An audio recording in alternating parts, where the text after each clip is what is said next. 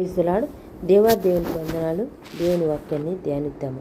కీర్తనలు 9వ అధ్యాయము 3-4 వచనాల్లో చూసినట్లయితే, నీవు నా పక్షంలో వాచ్యమాడి నాకు న్యాయము తీర్చుచున్నావు. నీవు సింహాసనుడివై న్యాయమును బట్టి తీర్పు తీర్చున్నావు. కాబట్టి నా శత్రువులు వెనుకకు మల్లుదురు, నీ సన్నిధి వారు జోగిపడి నశించుదురు. అయితే దావీదు దేవుని యొక్క విశ్వాసంతో మాట్లాడుతూ ఉన్నాడు. దేవుని యందు విశ్వాసంతో, ఎందుకంటే ఆయన నా పక్షంలో వాచ్యమాడతాడు, ఆయనే నాకు తీర్పు ఇస్తాడు. ఎందుకంటే ఆయన మరి అత్యంత సింహాసనుడై తన యొక్క కృపతో, తన కనికరంతో మన పట్ల ఒక తీర్పును దాచాలి. ఎందుకంటే ఈ లోకంలో బ్రతుకుతున్నంత వరకు మనం ఎన్నో శోధనలు, సమస్యలు, మరి ఎన్నో పరిస్థితులను ఎదుర్కొంటూ ఉంటాం. ఆ పరిస్థితులన్నిటిలో మనకు ఒక తీర్పు రావాలి అంటే నిజమే, ఆయన మన శత్రువుల పట్ల ఒక వాచ్యమాడి, మరి ఆ శత్రువులను ఎప్పుడైతే ఆయన వాచ్యమాడినప్పుడు వరకు వెనుకకు మళ్ళీపోతారు.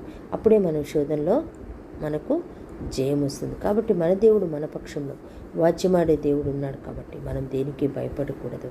మన శత్రువు ఎవరంటే సాతానుగాడు, వాడు వెనక్కు వెళ్ళిపోతాడు. కాబట్టి మనకి ఏ పరిస్థితులు వచ్చినప్పటికీ నిజమేనండి, ఆయన్ని వాగ్దానం చేత పట్టుకొని ప్రార్థన చేయాలి. అప్పుడే ఆయన మన పక్షంలో వాచ్యమాడి న్యాయం తీర్చడానికి దేవుడు కృప చూపుతాడు. ఈ పరిశుద్ధమైన వాక్యాన్ని దేవుడు దీవించును గాక. ఆమేన్.